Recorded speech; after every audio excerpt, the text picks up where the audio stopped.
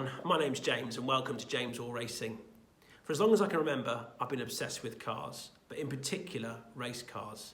I've always enjoyed the competitive nature, the noise, the smell and everything about racing I just find really exciting and entertaining.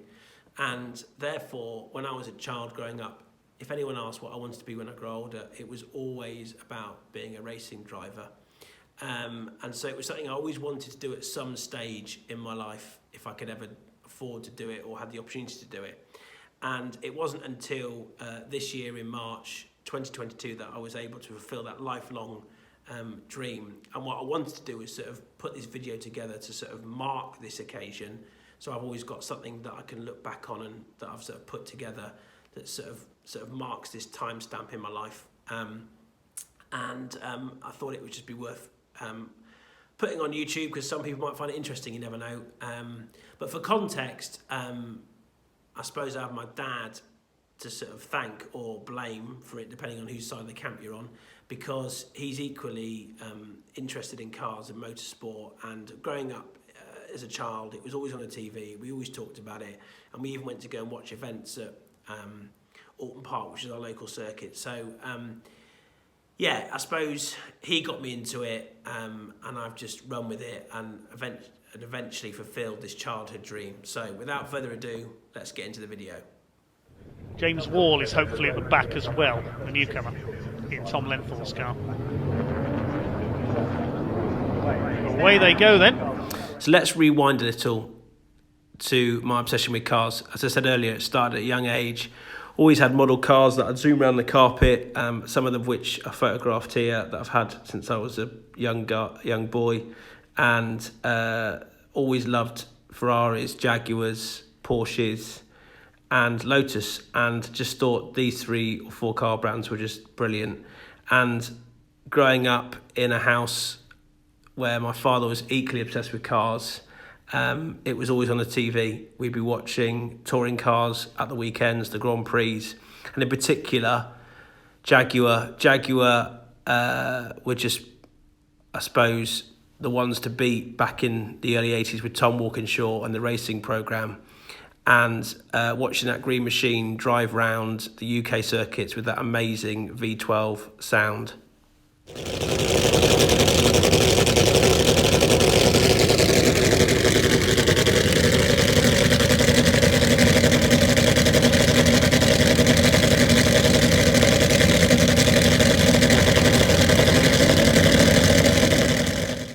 Tom Walkinshaw was also involved in the Rover SD1 racing programme, and my father had a road-going version, one of the twin plenum Vitesses that was used as part of the homologation programme to allow them to go racing.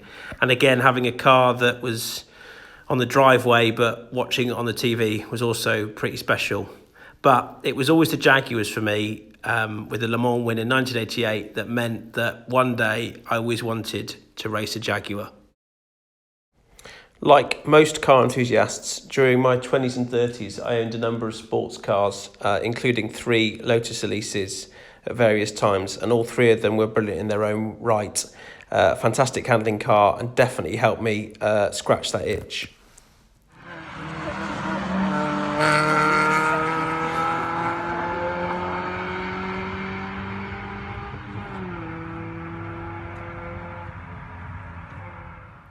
And whilst track days are great fun, and you can learn a lot about your driving style and technique and make improvements through tuition, etc., I always left them having had a great time, but always wanting that a little bit more. They're not competitive, you're not allowed to overtake, you're not allowed to time yourself, etc. So there was always an element that there was just something slightly missing there, and I wanted to do more.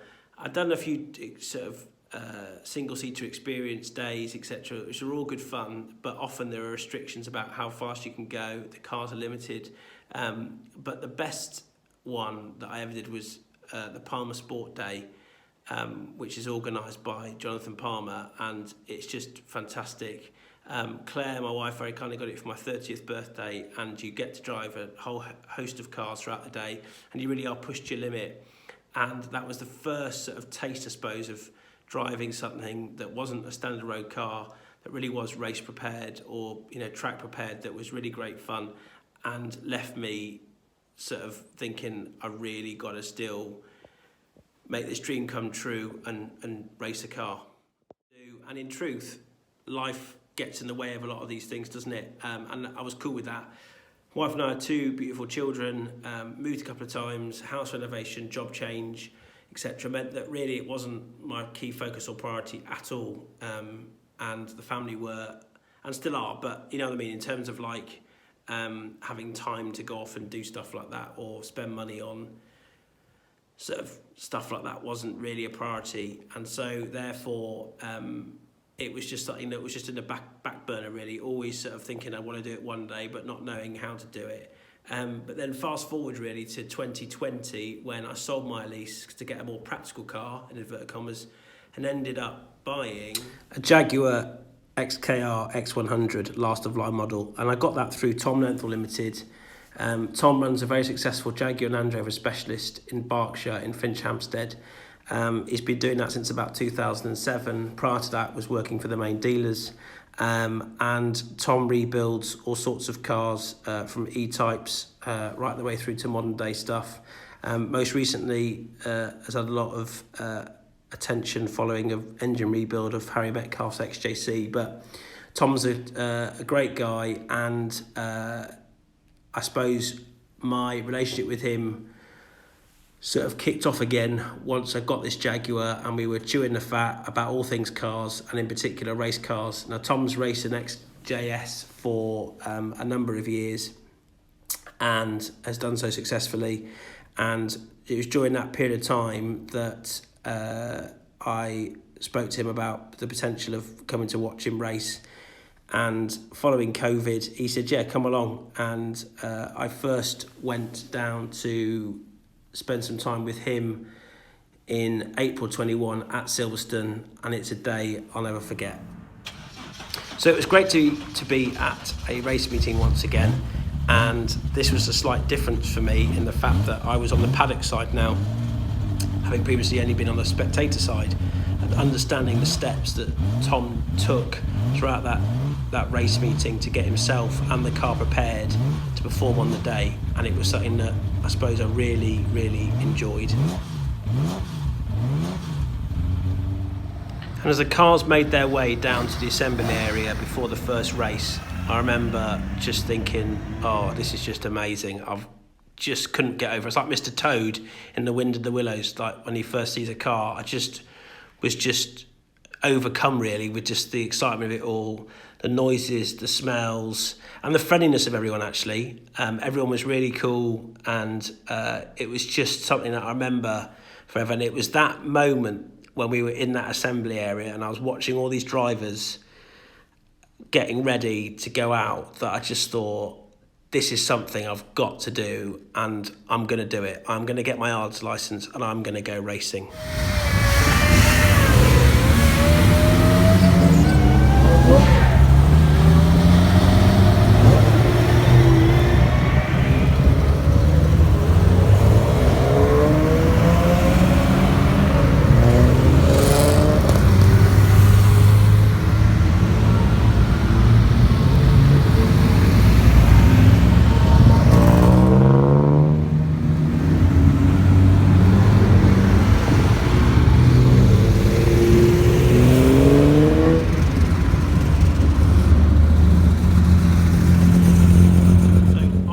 Day at Silverstone, I then proceeded to spend most of the season going to all the meetings with Tom and helping out where I could, and just getting in amongst the teams, the drivers, and just soaking up as much information as possible, and just sort of just enjoying every minute of it. And it was throughout that season that Tom and I had more and more conversations about how I could get into it. And Tom made a throwaway deal that I held him to, and he said something along the lines of, if you get your ARDS licence, I'll let you have a go in my car. So it was that moment then that I just thought, right, I've got to jump on this. And I think even, if I'm really honest, I think even Tom was a bit surprised that I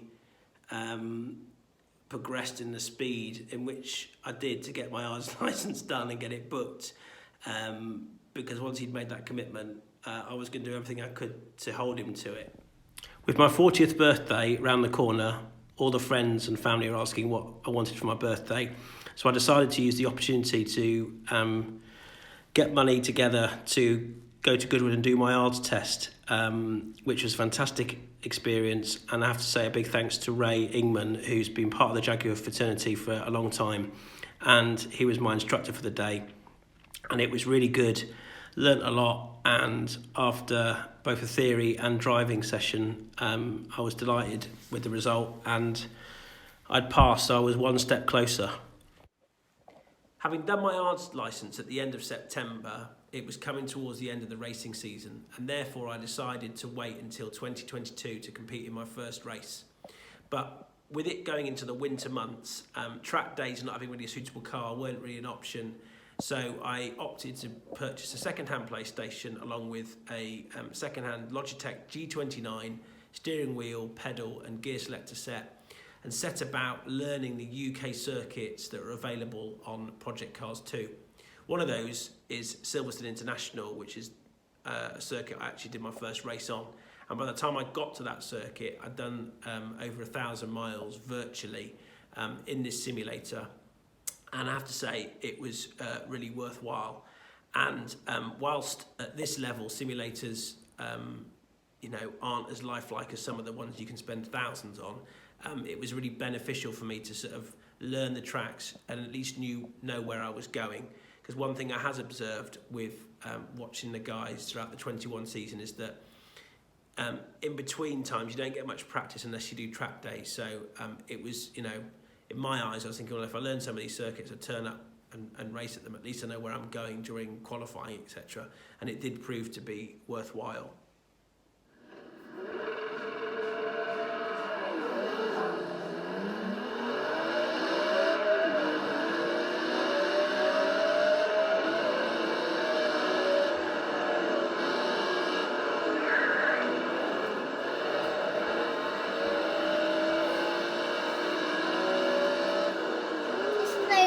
First lead and was in first place, James Wall, the amazing driver. The simulator also proved to be quite popular with members of the family as they got to grips with it as well, and even my dad had a go.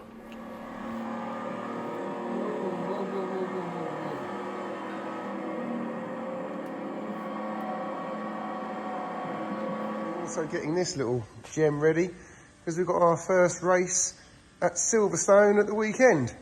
Got a new driver, Mr. James Wall. Going to have a go in it. If we're really lucky, we'll bring it back in one piece. So nothing like a bit of pressure then.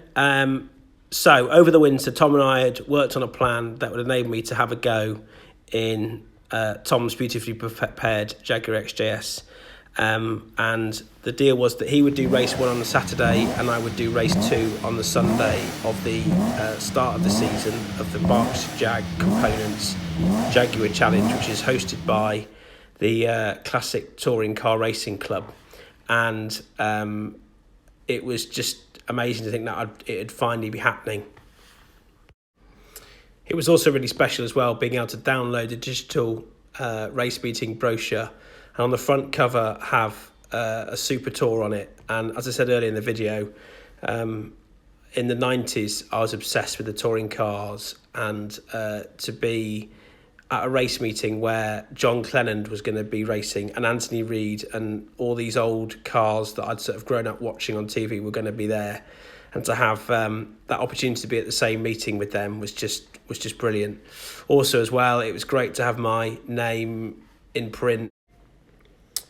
So an early start on the 26th of March for what would be an epic weekend. The difference was, although I was used to the format of a race weekend, the difference was I was actually now competing in it. And so with scrutineering done, it was all about getting ready for qualifying.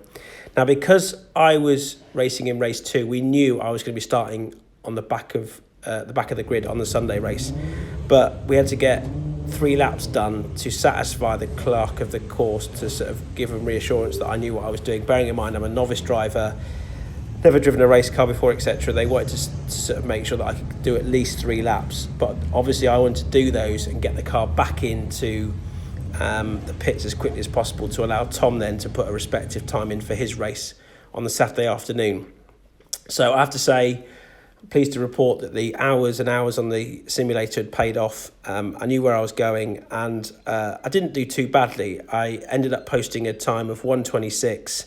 Tom was 1:20, so 6 seconds off the pace. But bearing in mind, I'd never driven on Silverstone, never driven Tom's car before, or even a race car, or even been in that environment before, I was pleased with my time and just couldn't wait until Sunday's race. And following on behind him is Tom Lenthal.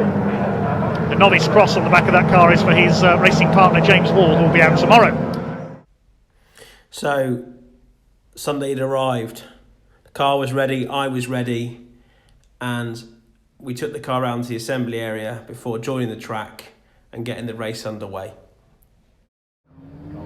Derek Pearce in the Tom Lenthal prepared XK8. Tom has lent his car to newcomer James Wall for today's race. James will be starting it from the back if it's out there.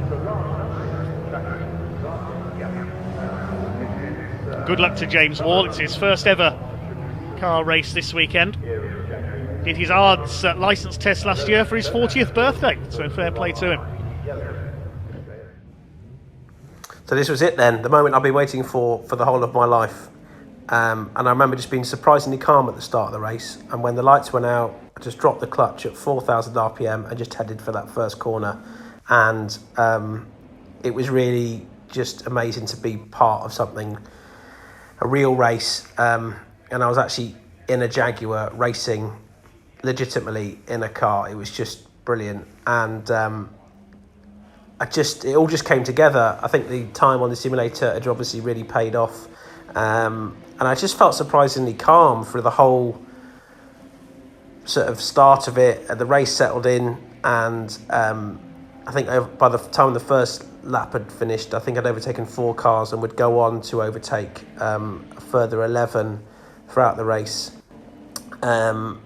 But just that whole experience was just one I'll never, ever, ever forget. Line of Jags and Beamers in the middle of the pack. There is James Wall, our newcomer, number 77. There's the Silk Cuts livery, one of the most famous motorsport liveries ever from the Jaguars at Le Mans in the 80s. Now, in theory, a Class C car will be quicker than a Class A and B car, but bearing in mind this is my first race, to do the level of overtakes that I did was good, and also to have the commentator Dave Goddard actually query or question whether it was in fact me or Tom in the car was really flattering and something I'm really proud of. James Wall is going well, number 77, past Andy Sheraton there. He's up to 21st from the back of the grid on his debut. Unless they've swapped round, it's Tom Lenthal in the car now and James Wall was in yesterday, I'm not sure. Apologies if I have got that the wrong way round. I was also really pleased to be able to include this little video where you can see me at the front there of the camera, and there are all the cars in a distance that I managed to overtake. There's 13 there, obviously excluding the Diet Coke liveried BMW who actually won the race. That's Dave Griffin, but it, for me, just puts it all into context as to how many cars I actually overtook throughout that 15-minute race. You're not supposed to be racing, man. You're supposed to be... You were supposed to be circulating at the back, not getting in bloody tossles with all and sundry, you know what I mean? That well was done, mate. Well it's done. understeering at the end a bit. Yeah, I told you it was understeering. But honestly, I just want to cut in here and explain the understeer comment, because there's a risk it could sound that I'm being spoiled or not very grateful. On the way to Silverstone on the Sunday morning, Tom had said the car was running really well, but the only thing he'd experienced the night before at the race was a bit of understeer on a few of the corners. But casually said, "Oh, don't worry, you won't be going quick enough to feel that properly, so you shouldn't have to worry." But I suppose my point was, like, in my euphoria, I can't believe I was actually going quick enough to actually feel the understeer, so I was really pleased. But honestly, I would have a record. Was that good? Was it? Oh my God. I'm a driving god. No, I'm not really. Oh my God. You done 21.8, so within 2 seconds of my lap time. That's really, really good. Honestly, Tom, I can't tell you that car. And there we have it. 17th overall, first ever race in a car I'd never driven before, on a circuit I'd never been on in real life, and just an amazing weekend. Right, I think that's it. The time's come to wrap up the video. Thanks very much for watching. I hope you've enjoyed learning a bit more about me and the journey I've taken to get to actually competing in my first car race. I've got to say a few thank yous. First of all, to Tom Lenthal for being an absolute superstar. As I'm sure you can tell throughout this video, he's been quite a big influence and an enabler for me to even sort of fulfill this dream. So a massive thanks to him and his team for all their support, and Tom for just being just an outright superstar. Family, again, been brilliant, just got behind it all, soaked it all up, and definitely on the journey with me. And in particular, my wife has been very supportive, and she understands how much it means to me, so she's behind it, and she's been really supportive. So I really do appreciate that, and I don't underestimate that. My 2 children, Millie and Evie, as well, are part of my fan club and think I'm brilliant, which is cool. So I equally respect that massively. And just parents, sister, in-laws, everyone has just been brilliant. But lastly, I need to thank, I suppose, all of my fellow competitors, and I appreciate your warmth and welcome to this mad world of racing. You've been fantastic, lots of banter. We're a slightly competitive bunch, as I'm sure you can imagine, but genuinely, when it comes down to it on track, everyone's very respectful, and we've had some close racing throughout the season. It's great fun, and the great news is that I'm really just starting out, so hopefully there'll be many more years of this to come. But thanks once again, and thank you all for watching. Until next time, take care.